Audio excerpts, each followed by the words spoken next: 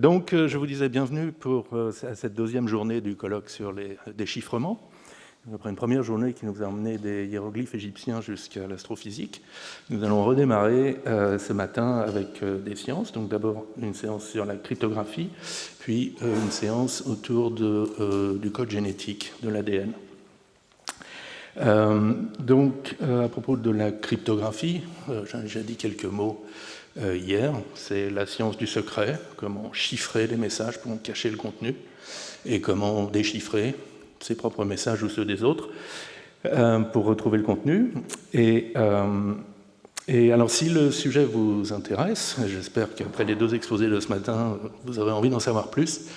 Il y aura cette année au Collège de France un enseignement de cryptographie et de cryptanalyse sur la chaire annuelle d'informatique et de sciences numériques, assurée par Antoine Joux, et les cours commenceront au printemps. Mais donc commençons tout de suite avec la première conférence qui va être donnée par Anne Canto. Donc Anne Canto est directrice de recherche à l'INRIA Paris. Donc c'est une cryptographe spécialiste en ce qu'on appelle la cryptographie symétrique. Elle et ses collaborateurs sont auteurs de plusieurs nouvelles primitives cryptographiques, algorithmes de chiffrement comme Sossemanouk, c'est ça, ou de hachage comme Chabal, dont le nom n'a absolument rien à voir avec un célèbre rugbyman français. Et donc, elle va nous parler du chiffrement et du déchiffrement, éventuellement poussé à l'extrême d'un chiffrement qu'on ne peut pas déchiffrer. Merci, Anne. Bonjour, vous m'entendez bien? Oui, c'est bon. Donc bonjour à tous, merci beaucoup Xavier, merci aux organisateurs pour cette initiative, parce que je trouve que c'est vraiment une très belle idée de nous avoir réunis tous autour de cette notion, j'ai presque envie de dire autour de cette passion du déchiffrement qui nous anime dans nos communautés respectives. Donc hier, nous avons déjà parlé de ce travail de déchiffrement dans différents contextes. On a parlé d'écriture ancienne, de langage, de déchiffrer des signaux, voire des phénomènes physiques. Mais dans tous ces contextes, en fait, l'information que l'on essayait de retrouver, elle n'avait jamais été cachée, dissimulée volontairement. Les Égyptiens n'utilisaient pas les hiéroglyphes pour empêcher les futurs égyptologues d'accéder au contenu de leurs écrits. Et donc, c'est cette volonté de dissimuler l'information qui caractérise la cryptographie. Donc, la plupart de nos travaux en cryptographie s'intéressent à ce que nous appelons le chiffrement. Un chiffrement, c'est une écriture qui a été conçue pour être inintelligible, sauf pour un nombre d'utilisateurs, de personnes qui sont légitimes. Donc, vous voyez tout de suite, à travers cette définition, que le monde des cryptographes, en fait, se divise en deux populations. D'une part, des utilisateurs légitimes, et d'autre part, des adversaires. Et cette notion d'adversaire, elle est fondamentale. J'ai presque envie de dire que c'est l'essence même de la cryptographie, de notre discipline, et plus largement de la sécurité informatique. Et on la retrouve d'ailleurs dans d'autres domaines qui sont liés à la sécurité. Quand on construit une centrale nucléaire, les spécialistes de résistance des matériaux ou de construction, ils ont pour mission de faire en sorte que le bâtiment résiste à des tremblements de terre ou à un tsunami. Et puis les spécialistes de sécurité, eux, ils ont pour mission de penser que le bâtiment, il doit aussi résister à la chute d'un avion qui s'écraserait volontairement sur la centrale. Donc si j'insiste vraiment sur cette notion d'adversaire en sécurité informatique, c'est parce qu'elle fait de notre science une discipline qui est un peu singulière. Et c'est parfois mal compris d'ailleurs, parce que d'emblée, en sécurité informatique, on doit se placer dans ce monde qui est peuplé d'individus malveillants, et puis on doit imaginer leur comportement pour pouvoir s'en prémunir.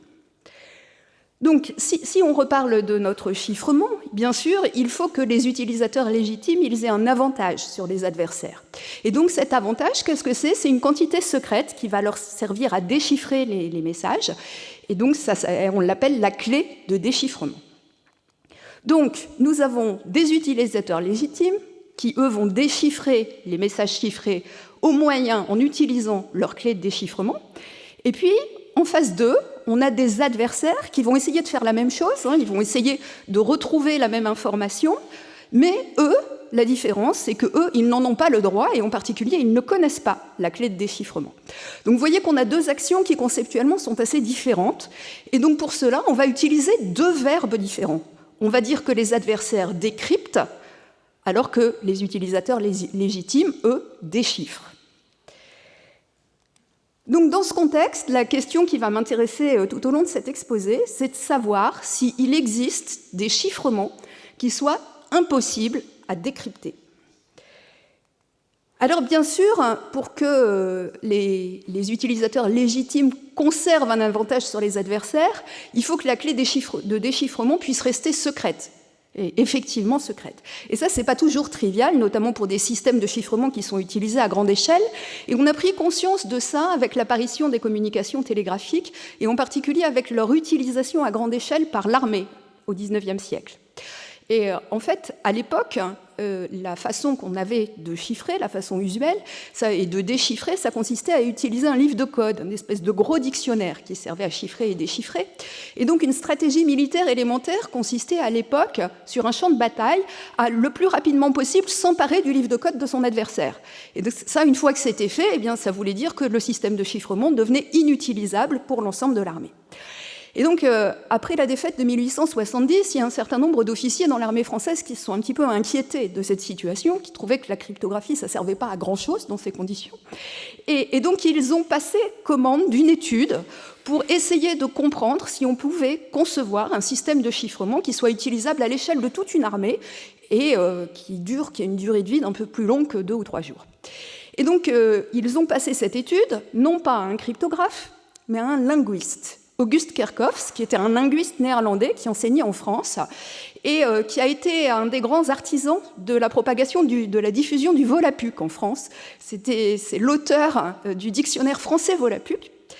Et au-delà du Volapük, Auguste Kerckhoffs, il est aussi connu pour avoir posé les fondements de la cryptographie moderne. Donc, dans son traité sur la cryptographie militaire, Kerckhoffs il énonce un certain nombre de principes.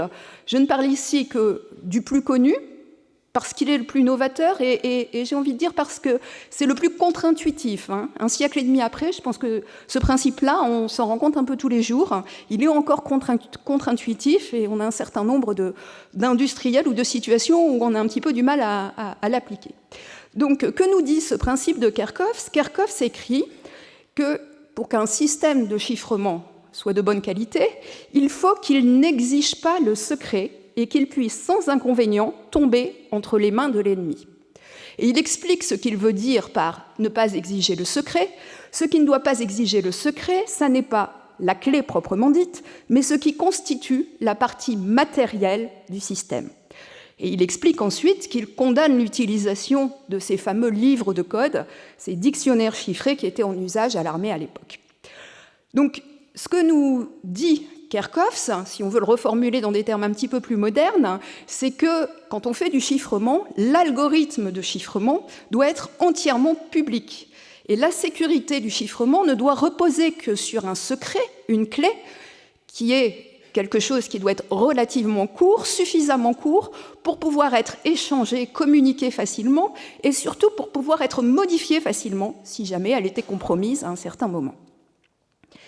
Et puis après avoir énoncé ces fameux principes, Kerckhoffs, dans son traité, il conclut son analyse par une phrase que je trouve un tout petit peu surprenante, qui est celle-ci. « On m'objectera peut-être qu'il n'est guère possible d'établir un système complètement indéchiffrable. Il faut s'entendre. Je sais très bien que vouloir dans ces conditions trouver un système mathématiquement indéchiffrable est chose mathématiquement impossible. » Et donc Kerckhoffs explique ensuite qu'il pense qu'effectivement concevoir un système qui est difficile à décrypter, c'est quelque chose qui est possible, donc on peut faire des systèmes de chiffrement pour l'armée. Par contre, trouver un système mathématiquement indéchiffrable, c'est quelque chose qui n'existe pas, qui ne serait qu'une pure chimère. Et pourtant, 40 ans après, William Friedman, qui lui était en charge d'analyser les communications, les communications dans l'armée américaine, William Friedman nous dit complètement l'inverse. William Friedman écrit que contrairement à toutes les idées reçues, la condition d'indéchiffrabilité absolue n'est en aucun cas une pure chimère ou impossible à produire. Et d'ailleurs, il nous explique que pour s'en convaincre et pour vérifier la validité de cette hypothèse, il suffit de trouver un exemple, trouver un système qui serait absolument indéchiffrable pour vérifier que ceci est vrai. Et il nous suggère un exemple. L'exemple qu'il nous suggère de système dont il pense qu'il est absolument indéchiffrable, c'est un système qu'il appelle la méthode de la running key en anglais et qu'on appelle maintenant en français la méthode du masque jetable. Donc, est-ce que ces fameux systèmes absolument indéchiffrables existent ? Qu'est-ce qui a raison ? Est-ce que c'est Kerckhoffs ? Est-ce que c'est Friedman ? En fait, il a fallu attendre une vingtaine d'années pour avoir la réponse formelle à cette question. Et cette réponse formelle, elle est arrivée dans les travaux de Claude Shannon pendant la Deuxième Guerre mondiale. Alors, le premier rapport de Claude Shannon à la question, ça a été de définir formellement, mathématiquement, ce que l'on entend par indéchiffrabilité absolue ou indéchiffrabilité mathématique. Donc Shannon, pour cela, définit une notion que j'appellerais la sécurité parfaite, on dit parfois le secret parfait, et il la définit de la façon suivante. Il nous dit qu'un système de chiffrement possède une sécurité parfaite si la connaissance du message chiffré ne fournit aucune information sur le message clair dont il provient. Le message clair, c'est le message avant d'avoir été chiffré, c'est le message dont on veut protéger le contenu. Et donc Shannon définit cette propriété en termes mathématiques, de la façon qui est ici. Il nous dit que cette définition, cela revient à dire que la probabilité a posteriori de chacun des messages clairs, c'est-à-dire la probabilité d'occurrence d'un message clair, quand on connaît la valeur du chiffré qui lui correspond, eh bien cette probabilité a posteriori, elle est égale à sa probabilité a priori, c'est-à-dire la probabilité que ce même message clair soit le bon, mais cette fois-ci, quand on n'a aucune information, quand on n'a pas observé la valeur du chiffré qui lui correspond. Et donc une formulation équivalente, c'est de dire que tous les messages clairs ont absolument exactement la même chance, la même probabilité d'être chiffrés en une valeur donnée petit c. Autrement dit, si vous observez une valeur chiffrée petit c, eh bien cette valeur, elle a la même chance de venir de n'importe lequel des messages clairs, ce qui veut donc dire qu'elle ne vous donne aucune information sur le message clair qui a été transmis. Voilà, alors c'est peut-être un petit peu abstrait, et je suis un peu d'accord avec Friedman pour se convaincre de ce que ça veut dire. Et sans doute, c'est mieux de regarder un exemple. Et donc l'exemple dont nous parle Friedman, c'est ce système qui s'appelle le masque jetable. On dit one-time pad en anglais. Et donc c'est un système de chiffrement qui a été inventé dans les années 1910-1920 par Vernam et peut-être par Mauborgne. Je reviendrai sur cette question juste après. Donc le fonctionnement de ce système, il est très simple. On veut chiffrer un message clair. Le message clair, c'est une suite de symboles. Pour simplifier, je vais considérer que c'est une suite de lettres. Et en cryptographie, on ne manipule pas des symboles, on manipule des nombres. Donc toujours, on convertit les symboles en nombres. Et par exemple, ici, je vais convertir les lettres en un nombre de 0 à 25 qui correspond à leur position dans l'alphabet. D'accord ? Donc A, c'est 0, B, c'est 1, C, c'est 2, etc. Donc, on veut chiffrer ce message clair, qui est système incassable, et donc pour cela, on va utiliser une clé secrète. Et la clé secrète, qu'est-ce que c'est ? C'est une suite de lettres qui fait la même longueur que le message clair qu'on veut chiffrer, mais ce sont des lettres qui sont tirées au hasard. Donc, vous avez un exemple ici de lettres que j'ai tirées au hasard. Et comment on fait pour chiffrer le message ? C'est très simple. Pour chacune des positions, on va simplement additionner le numéro de la lettre du clair avec le numéro de la lettre de la clé. Ça va nous donner le numéro de la lettre du chiffré. D'accord ? Donc si on regarde la première lettre de notre clair, c'est S, c'est la lettre numéro 18. On lui ajoute la première lettre de la clé qui est G, donc qui est 6. Et 18 plus 6, ça fait 24. 24, c'est la lettre Y. Si on regarde la deuxième position, on doit additionner Y qui est 24 à V qui est 21, ça fait 45. Bon, il n'y a pas de lettre 45 dans l'alphabet, mais vous vous doutez évidemment que quand on est arrivé au Z qui est 25, on arrive à 26. Le 26, on retourne au début de l'alphabet, donc le 26, c'est la même chose que le A qui vaut 0. Donc ici, notre lettre 45, c'est 45 moins 26, c'est la lettre 19 qui est le T. Donc vous voyez, c'est vraiment très simple. Pour déchiffrer, on fait exactement la même chose, sauf qu'on remplace l'addition par une soustraction. On va soustraire la lettre de la clé à la lettre du chiffré. Donc ce système-là, le masque jetable, c'était un système qui a été proposé pour chiffrer les communications télégraphiques, puis les communications des téléx. Et il fonctionne exactement de cette façon-là. La seule petite nuance, mais qui n'a rien à voir avec le système de chiffrement, c'est que les numéros qui représentaient les lettres pouvaient être un petit peu différents. Par exemple, pour les telex, on utilisait, les lettres étaient représentées par un numéro entre 0 et 31 qui était donné par ce qui s'appelle le code de Baudot. Et le code Baudot, en fait, c'était un code qui représentait chaque lettre par une série de 5 symboles, des trous ou des pleins. Et donc, on stockait les messages sur ces fameux rubans perforés que vous aviez peut-être déjà vus. Et donc, pour chiffrer, eh bien, on avait un ruban qui correspondait au clair, un ruban qui correspondait à la clé, et puis on additionnait, comme on l'a vu, ces deux rubans perforés. Voilà. Donc, si on revient à notre système du masque jetable, vous avez vu qu'à partir, on a chiffré notre message clair système incassable et qu'on a obtenu ce chiffret-là qui commence par Y, T, O, etc. Mais en fait, si vous réfléchissez un tout petit peu, vous pouvez vous rendre compte assez facilement qu'on aurait pu obtenir exactement le même chiffré à partir de n'importe quel message clair de la même longueur que le message dont on était parti. Par exemple, ici, j'ai choisi un autre message clair de même longueur, aucune information, et puis vous voyez que pour cette deuxième clé, eh bien, j'obtiens exactement le même chiffré que celui qu'on avait obtenu pour le clair système incassable. Et vous pouvez faire ça pour n'importe quel message clair de la même longueur. Il existe toujours une clé, et d'ailleurs elle est unique, qui va nous donner ce chiffret-là.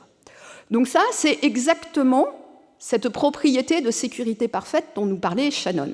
Cette propriété de sécurité parfaite, c'est exactement le fait que quand vous prenez un chiffré donné, eh bien, ce chiffré, il peut provenir de n'importe lequel des messages clairs possibles. Alors, ce que je viens de vous dire, c'est vrai, ce système du masque jetable, il assure une sécurité parfaite, à une condition quand même, c'est que toutes les clés soient possibles, puisque s'il y a des clés qui ne sont pas possibles, il y a des messages clairs qui ne vont pas nous donner le chiffré en question. Et puis, ces clés, elles doivent apparaître avec la même probabilité. Et quand ce n'est pas le cas, il peut se passer des choses un petit peu curieuses. En particulier, c'est sûr qu'on n'a plus cette propriété de sécurité parfaite, et les choses peuvent commencer à devenir un petit peu dangereuses. On s'est rendu compte de ça, ça a eu un vrai impact dans l'histoire.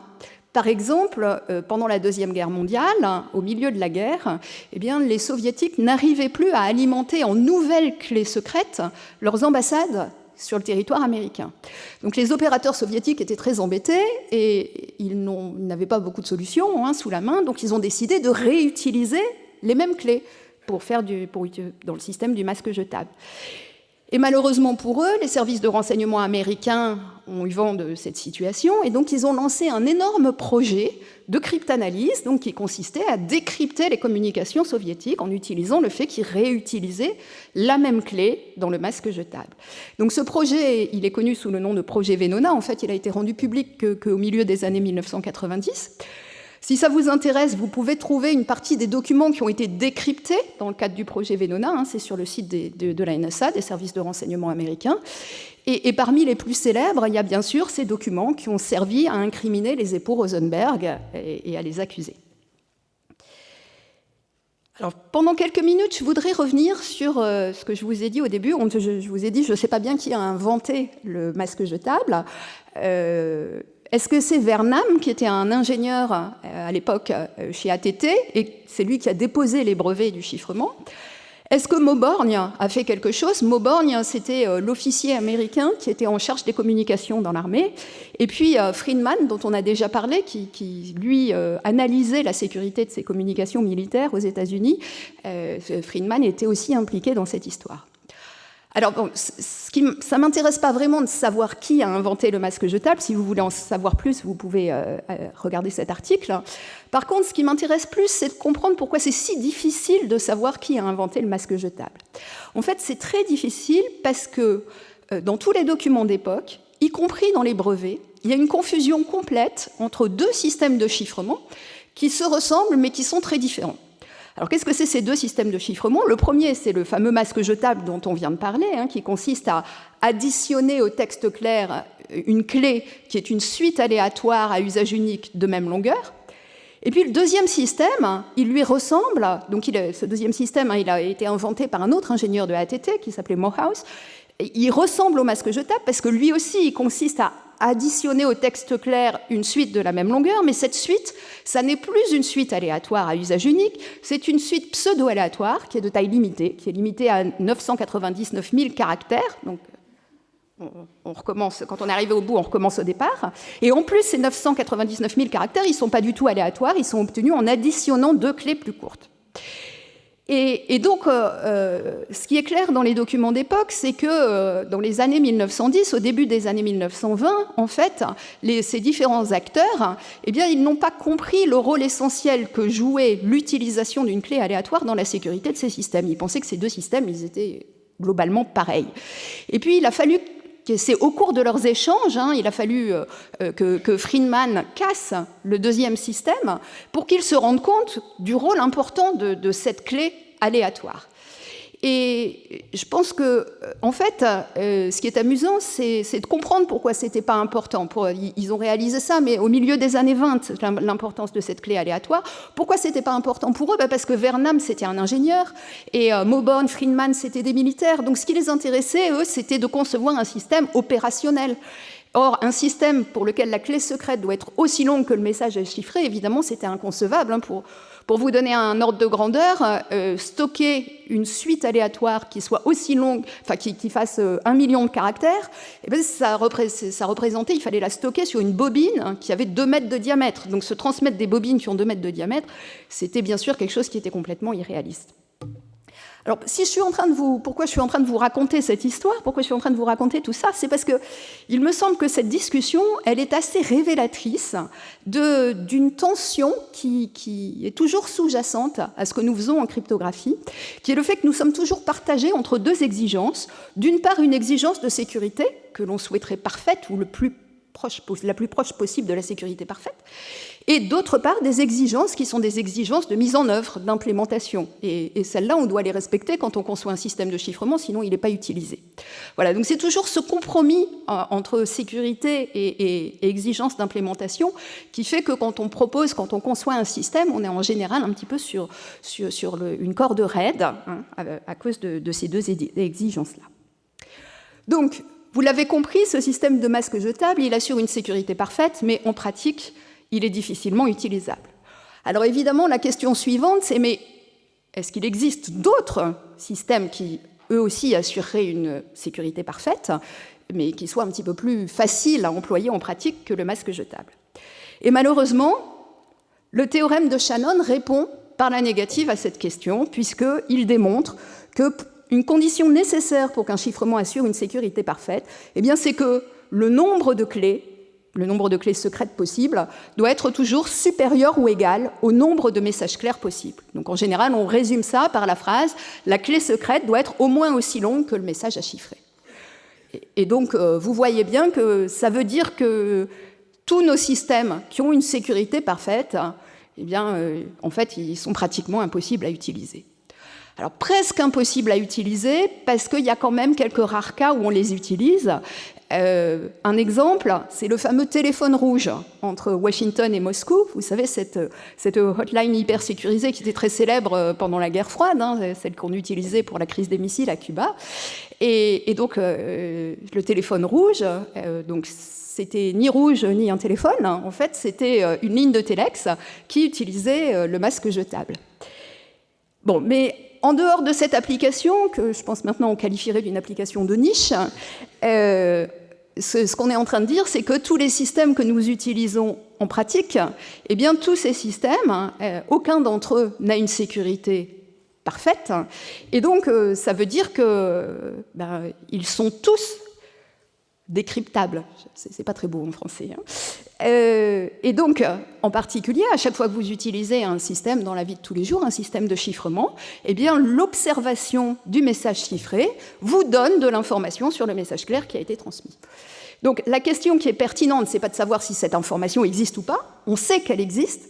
La question qui est pertinente, c'est de savoir comment on fait pour la retrouver. Et ça, c'est le travail du pan de notre discipline qu'on appelle la cryptanalyse. La cryptanalyse, c'est la science qui a pour objectif de mesurer l'effort qui est nécessaire pour casser un système de chiffrement. Et casser, qu'est-ce que ça veut dire? Ça veut dire décrypter, Ça peut même être pire, hein, et retrouver la clé de déchiffrement, ce qui permet de décrypter toutes les communications. Et comment on mesure cet effort qui est nécessaire pour casser le système? Eh bien, on le mesure par plusieurs quantités.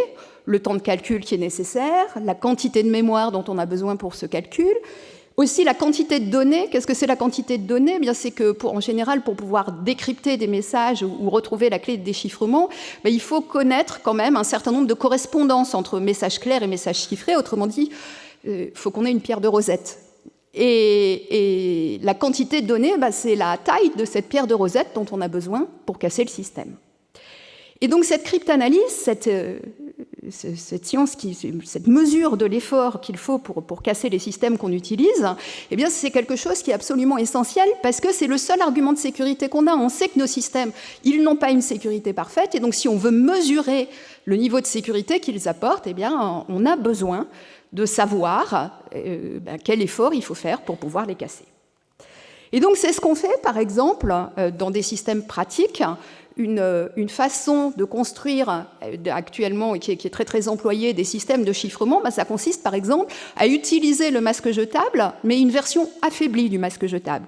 Qu'est-ce que ça veut dire? Ça veut dire qu'au lieu d'additionner au message clair une suite aléatoire à usage unique, comme on fait dans le masque jetable, eh bien on va faire ce que proposait Morehouse, on va lui additionner une suite qui est une suite pseudo-aléatoire, qui est une suite qui ressemble à de l'aléa, mais qui est produite par un automate à état fini, qui est lui-même initialisé par une clé secrète beaucoup plus courte, et puis par un numéro public, en général le numéro du message dans la communication.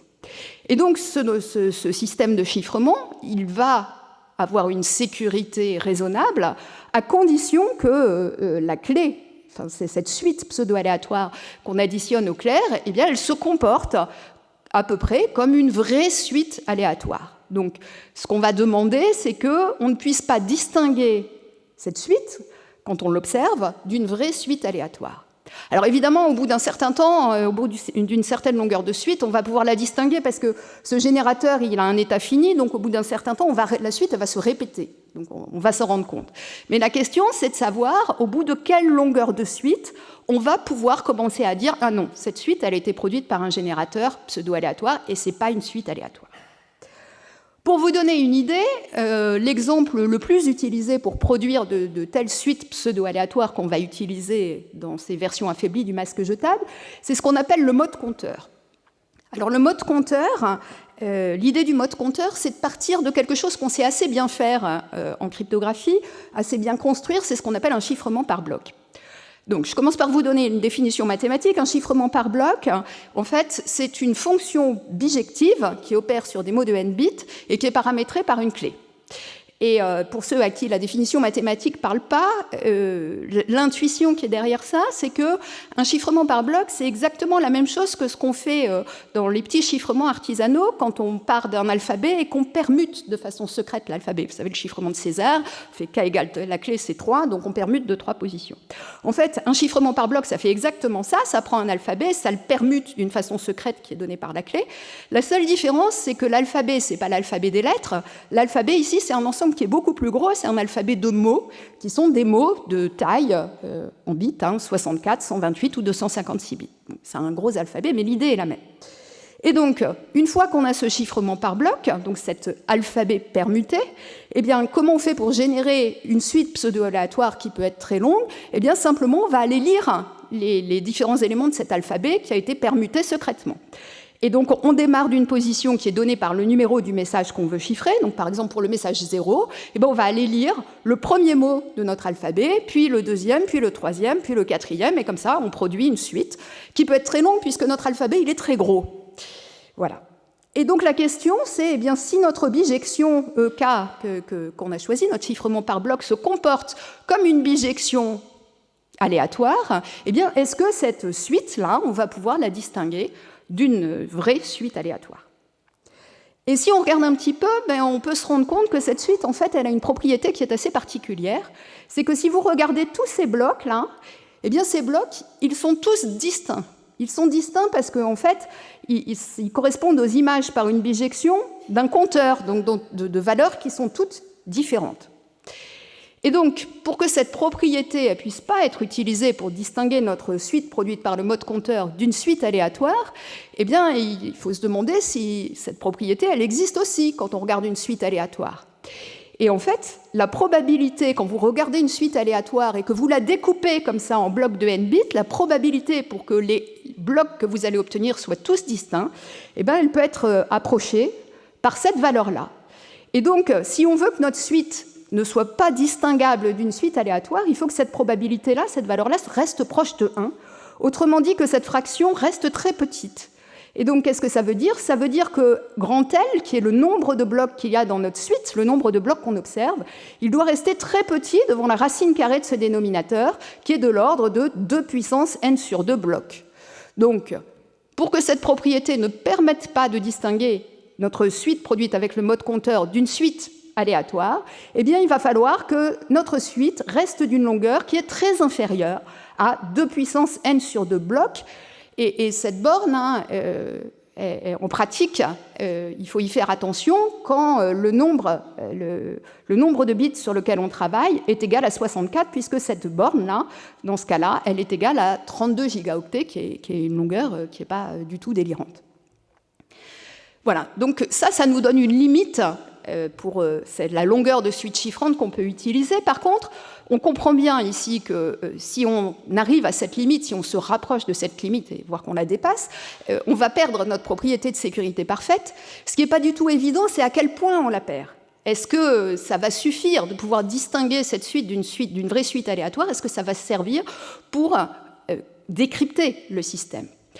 Et donc, en fait, pendant longtemps, je pense qu'on a tous pensé en cryptographie, dans la communauté, que probablement non, que quand on s'approchait de cette limite, la sécurité allait se dégrader, mais sans doute pas au point qu'on allait pouvoir décrypter. Et donc on a cru ça jusqu'à 2018, et le très joli travail algorithmique de Gaëtan Leurent et Ferdinand Cibleras, qui ont montré que quand la longueur de cette suite s'approchait et était supérieure à ce 2 puissance n sur 2, eh bien, en fait, ils ont conçu un algorithme efficace pour résoudre un problème qu'on appelle le problème de la différence manquante et qui arrive à décrypter les messages dans ces conditions-là qui sont chiffrés avec le mode compteur. Donc, soit dit au passage, si vous faites attention aux dates, vous voyez qu'on a compris ça en 2018, qu'on pouvait réussir à décrypter dans ces conditions le mode compteur, alors qu'on est en train de parler d'un schéma de chiffrement qui est standardisé depuis très longtemps et qui a été proposé en 1979. Donc, pour conclure, je voudrais reprendre l'assertion dont nous étions partis, cette assertion de Kerckhoffs, puisque Kerckhoffs écrivait à tort, on l'a vu, que trouver un système mathématiquement indéchiffrable était chose mathématiquement impossible. Donc, avec tout ce qu'on a vu, on peut corriger l'assertion de Kerckhoffs. En fait, l'assertion correcte, c'est de dire que trouver un système mathématiquement indéchiffrable, c'est une chose mathématiquement possible, mais matériellement impossible, ou presque, puisqu'il faut pouvoir s'échanger des suites qui sont aussi longues que les messages à chiffrer. Et Eleni, juste après moi, va vous expliquer pourquoi je dis « ou presque ». Mais pour tous les systèmes que nous utilisons à l'heure actuelle, eh bien, tous ces systèmes, vous l'avez vu, aucun d'entre eux n'assure une sécurité parfaite.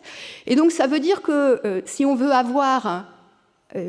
estimer le niveau de sécurité des systèmes qu'on utilise dans la pratique, eh bien, ça n'est possible que si l'on mène un vrai effort de cryptanalyse et un effort public soutenu et continu pour essayer de décrypter ces systèmes que nous utilisons au quotidien. Et j'insiste sur les 3 adjectifs, public, soutenu et continu, les 3 sont importants. Ça veut dire qu'on a vraiment besoin d'un travail académique, parce que ça doit être public, et un travail sur le long terme pour pouvoir estimer le niveau de sécurité de nos systèmes, sans quoi il est impossible d'avoir confiance en les systèmes de chiffrement qu'on utilise. Et vous le savez comme moi, en cryptographie comme ailleurs, la confiance, ça ne se décrète pas. Je vous remercie.